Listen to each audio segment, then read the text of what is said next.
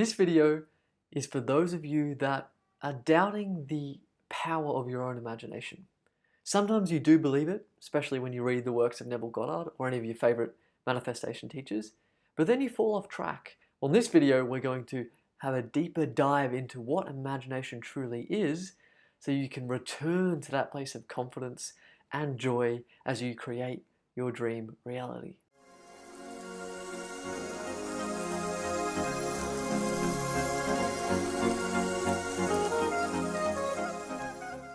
Hey everyone, this is Tom. If you're new to my channel, I make videos that help you empower your higher self and manifest your dream life. If you'd like to win 60 minutes of one-on-one coaching with me, comment below "it is done." Winners are announced every week.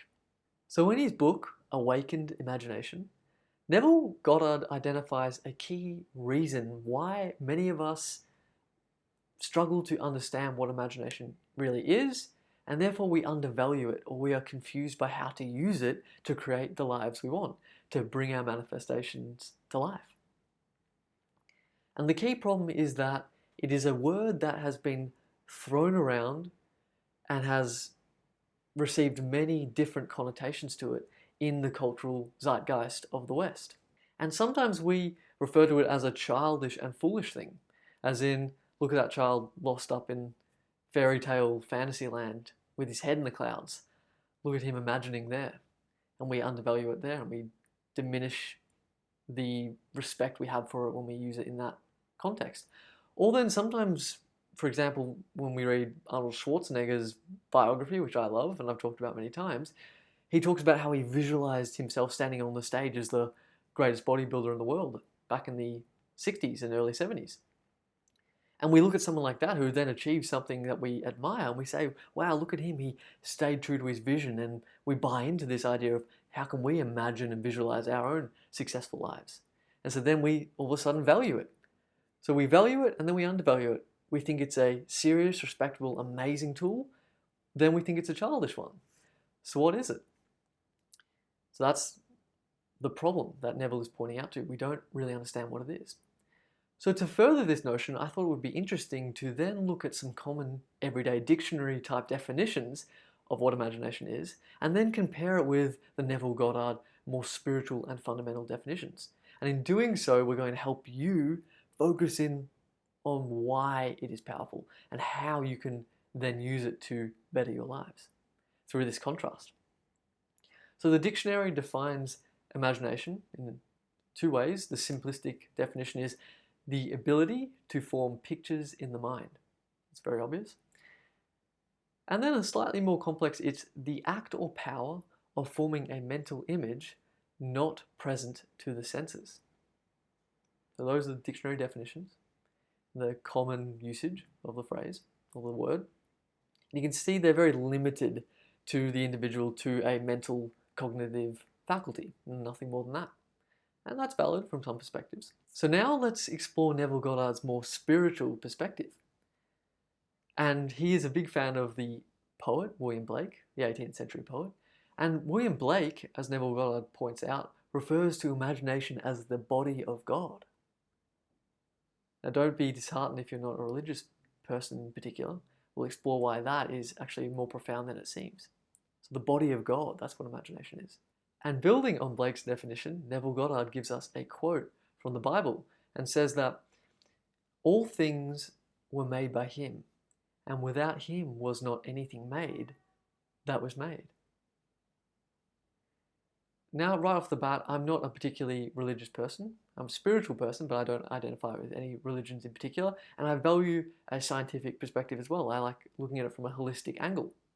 And I know that in this sense, Neville himself, when he quotes Blake and he refers to him or God as being this imaginative, powerful force behind all of creation or all of reality, he's not referring to some physical man in the clouds. He's talking to the consciousness within all of us, the absolute infinite source consciousness, which all spiritual teachers point to us and are trying to get us to realize and awaken to the fact that we have a powerful, vast inner space within us.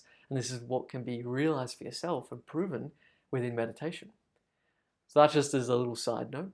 So You can keep following me here. But just to throw it out there, another way of looking at this realm, this notion of what God is, could be to look at it as a quantum field of energy. This is the scientific definition. It's more of an infinite possibility field of information. And so a definition for this would be from Dr. Joe Dispenza, who refers to imagination, in a sense, as an infinite field of energy vibrating beyond the world of physical matter and beyond our senses. And it is this energy that we can use with our own individual imagination and consciousness to connect to draw in our desires into this reality. So, we have the common everyday definitions, and now we have some spiritual definitions as well as a scientific definition all coming in and sort of emboldening and widening our understanding of imagination. And so here's the key through all of this, is that when you really think about imagination from the latter definitions we just gave, you can really see it as a fundamental mechanism from which all physical forms arise. And that everything in this room, all these forms, from a subatomic level up to the macro level that we can perceive, is this very phenomenon coming in and out of existence constantly. Manifest, manifest, manifest. And that manifestation energy or process is what imagination is. Consciousness creates reality. Everything is this consciousness creating itself into reality. And on top of that, our own individual consciousness as a human being is a sliver of this power, of this force, or this law by which things arise into existence. So we have a sliver of this ultimate power, and our own imagination is the very same mechanism by which the overall formation of reality comes into existence. So basically, when you imagine, you attune the consciousness that you are, the awareness behind your thoughts that you are, the eternal source consciousness that you really are. If you look deeply within yourself, you will realize this. And you take this consciousness away from the sensory world, the physical world, the manifested world in the here and now, and you take it away from that formation of consciousness and you place it on another formation of consciousness, knowing that it may not be as real or as physically present as what you can perceive right now in this present moment around you that you can touch and feel, but nonetheless you know it is just as real but more distant in a unmanifested realm. But it exists nonetheless, and it is drawn in through your thought power connection to it, through your conscious connection to it. You would sort of vibrate with that formation of consciousness, your desire, and you start to draw it into your physical experience as you expand towards it simultaneously. The quantum physicist Van Zeeland refers to this as being a distant sector within the infinite field. It's a sector of reality that's just as real, and you are attuning to it with your own imagination. And by doing so, you start to draw in the very likeness of that form that you can see in your mind into existence in the here and now. It will be made manifest in a future present moment for you. So you can see it is quite confusing. It's not really logical. There's no way you can kind of get a measuring tape out and prove this. But it's something that you can experiment with and prove to yourself and awaken to at a level of spiritual truth or intuitive knowledge and understanding. And as you may recognize, many people around the world are quickly waking up to this knowledge because it's spreading around, and we're in an era in which we're all waking up to our manifestation power and our spiritual essence. So you'll either resonate with that or you'll think of me as some kind of weird religious zealot trying to preach to you. But that's okay, because I used to come from an atheistic background, and unless you could see a double-blind placebo study of something, I didn't believe it. But when you start to wake up, you start to practice this and realize that it works, then you'll buy into it. And hopefully this foundation of knowledge has helped you find that point of truth within yourself as to your own creative power. You can start to take your manifestations for granted that they will come true when you imagine. And so on that note, I'll read a quote from Neville Goddard that further hammers this point home. The imaginative man does not deny the reality of the sensuous outer world of becoming, but he knows that it is the inner world of continuous imagination that is the force by which the sensuous outer world of becoming is brought to pass. Imagination is the way, the truth, the life revealed, yet we cannot get hold of truth with the logical mind. Experience has convinced me that an assumption, though false, if persisted in, will harden into fact, and that continuous imagination is sufficient for all things, and all my reasonable plans and actions will never make up for my lack of continuous imagination.